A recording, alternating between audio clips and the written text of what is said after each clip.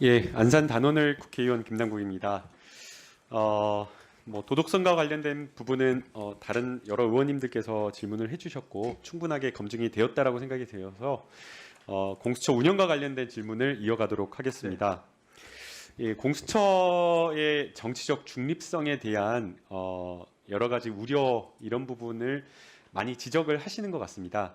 결국에는 공수처가 얼마나 정치적 중립을 지키느냐, 사건 처리하는 어떤 사건을 어떻게 처리하느냐 이런 것들을 보고 국민들이 판단할 수밖에 없을 것 같습니다. 그래서 이제 많은 위원님들께서 지적을 하신 대로 실제 공수처가 선택한 사건 그리고 그 기준 이런 것들이 굉장히 합리적으로 정해지는 게 굉장히 중요하다라고 보이는데요. 내부에서 어떤 사건을 공수처가 선택해서 처리할지 이것도 굉장히 중요하다라고 생각이 되는데 거기에 못지않게 이런 사건을 선택할 때 국민적인 어떤 눈높이도 굉장히 중요하다라고 생각이 됩니다.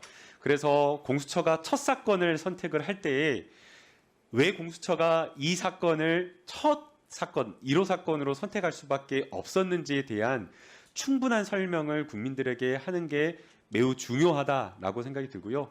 그리고 앞서 이제 후보자께서 말씀을 하신 대로 이 공수처의 어떤 규모라는 것 자체가 순천지청, 서울중앙지검의 반부패 3부 이런 정도의 규모밖에 되지 않기 때문에 결국에는 사건을 선택과 집중해서 처리할 수밖에 없다라고 보입니다.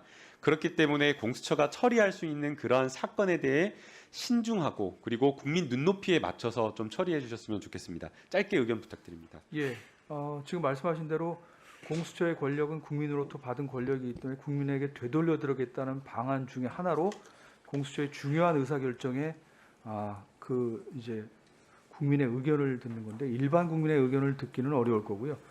지금 아까 제가 이제 영국의 중대부정수사처 말씀드렸는데 거기서는 사건 평가위원회라는 걸 둬서 수사 개시, 그다음에 기소 여부, 그리고 아마 강제 수사, 이제 영장 청구 이런 이제 중요 결정에 있어서 법조인 또 대학 교수분 이렇게 전문가 의견을 듣는, 그러니까 수사의 밀행성에 반하지 않는 범위 내에서 아니면 밀행성을 희생해서라도 이거는 국민의 의견을 들어야 된다는 그런 중요한 문제라면 그걸 저희가 검토해 볼 수 있다고 생각을 합니다. 네, 두 번째 이제 우려가 되는 게 그 공수처에 대한 견제 장치가 많이 부족하다라고 평가를 하고 있습니다.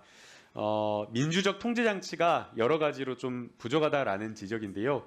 이제 수사의 밀행성이나 이런 것들은 중요하지만 그러나 잘못된 어떤 수사에 대해서 수사 단계에서 통제를 하고 기소할지 말지 그리고 기소한 이후에 또 그리고 기소가 끝난 이후에 재판 결과를 놓고서 이렇게 평가하는 이러한 단계마다 민주적 통제 장치가 이루어져야 되는데 그러한 점이 많이 부족하다라고 지적을 하고 있기 때문에 공수처장 후보자님께서 여러 가지 공수처 규칙을 정하실 때에 이러한 내부적 통제 장치를 반드시 충분하게 만들어 주셨으면 하는 부탁을 꼭 드리고 싶고요. 네, 유의하겠습니다. 예, 그다음에 이제 두 번째는 이러한 어떤 민주적 통제 장치를 만들 때 항상 보게 되면 그 내부의 어떤 통제 장치를 만드는데 그 처장이 가지는 그 수장이 가지는 그 권한을 줄이지는 않더라고요.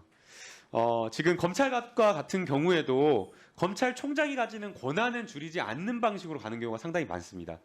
감찰이나 여러 가지 검찰의 문제나 이런 것들을 지적을 하면 감찰, 외부 감찰 이런 것들을 늘리면서 검찰을 투명하게 하겠다라고 하면서 개혁하겠다라고 하지만 검찰총장의 가지는 권한을 줄이지는 않는 경우가 상당히 많았습니다. 그러나 이게 정말 그 여러 가지 권력기관이 개혁되고 정말 민주적 통제 장치가 제대로 작동하려면 처장이 가진 권한도 내려놓고 처장도 견제받는 그 내부에서 견제받는 그 시스템이 이루어져야지 실질적으로 정말 제대로 된 권력기관, 제대로 된 어떤 공수처가 될 수 있기 때문에 그런 점을 좀 신경을 써주셨으면 좋겠고요. 네. 이제 가장 우려스러운 게 대개는 이 수사권을 자의적으로 행사하는 경우를 많이 지적을 하는 것 같습니다. 사건을 중요 사건이다라고 해가지고 자기가 마음에 드는 자기 말 잘 듣는 자기하고 통하는 소위 말해서 측근이라고 하는 수사 검사한테 사건을 줘가지고 이 사건을 자기 입맛에 맞게 처리하는 그러한 경우들이 왕왕 있었기 때문에 공수처에서만큼은 이러한 일이 반복되지 않았으면 하는 바람입니다. 예, 유의하겠습니다. 네. 그리고 처장님 혹시 임기 끝나시고 정치하실 계획이 있으신가요? 없습니다. 확실히 없으신 거죠? 네, 없습니다. 네. 그 이제 아마 그 다큐멘터리 그걸 보셨는지는 모르겠는데요. 그 위기의 민주주의라는 그 드라마를 보게 되면 브라질의 세르지오 모로 전 판사라고 하는 그 판사가 나옵니다. 뭐 세차 작전이라고 하면서 대외적으로는 중립적인 역할을 하면서 부패 수사를 이끄는데 사실상 나중에 드러나는 결과를 보게 되면 일부 정치 세력과 결탁해가지고 굉장히 자의적이고 편파적인 수사를 통해서 본인의 어떤 인기를 얻기 위한 수사를 하고 그리고 결국에는 궁극적으로는 나중에 자신의 어떤 그 정치적 목적을 위한 그런 어떤 발판으로 삼아버리는 그런 수사를 했었거든요. 그런데 지금 이 공수처에 가는 여러 가지 사건들은 주요 사건이 될 가능성이 많고 그리고 누구나 공수처에 가는 여러 가지 수사 검사들이 누구나 이 사건을 잘 처리하고 내가 좋은 명예를 얻고 해서 나중에 무엇인가를 하겠다라는 그런 욕심을 가질 수도 있는 겁니다. 그렇기 때문에 더더욱 이 공수처에 가는 수사 검사들은 개인적인 욕심이라든가 정치적 욕심 이러한 것들에 대해서 더더욱 엄격한 그런 어떤 도덕적 기준 이러한 것들을 가진 사람들이 와야 된다라고 보이고요.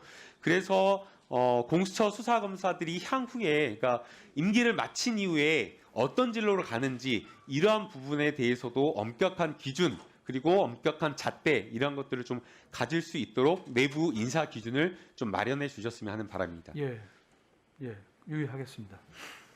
네, 이상입니다. 네, 김남국 의원님 수고하셨습니다.